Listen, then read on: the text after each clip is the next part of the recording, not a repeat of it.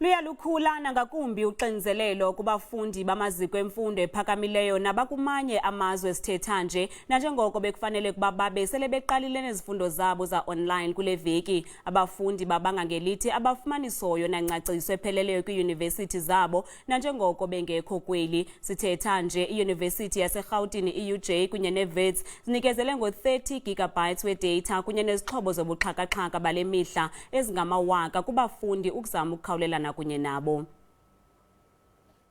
Eli lixesha elinzima kubafundi baseYunivesithi nebekufanele ukuba selebeqhuba nezifundo zabo. Abanye abafundi abahambisani nenkqubo yezifundo zaOnline ngelithi basokoliswa yi-internet, nabafundi beli abakwamanye amazwe bakhala ngengxaki yongakwazi ukusebenzisa le nkqubo. Abafundi bathi la maziko khange athethathethane nabo ngethuba kufikelelwa kwesi sigqibo. How do they start the whole thing without just saying anything about international students? That shows that even though we're a very small number compared to the whole population of Wits, we are not considered at all. iYunivesithi yaseRhawutini UJ nayo ijongene neengxaki ezikumila kunje.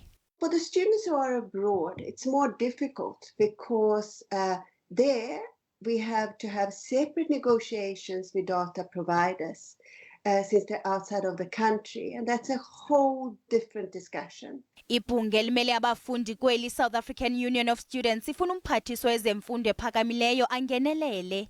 Most of the international students that study in South Africa does have presence in those countries. How can we then use our consulate? How can we then use our embassy to access those students or make sure that those students too gain access to all material that they might need to also fully participate? Isebe lemfundo ephakamileyo liza kubamba inkomfa kunye neentatheli kuleveki nalapho kulindeleke ukuba liqubisane nemiba efana nale.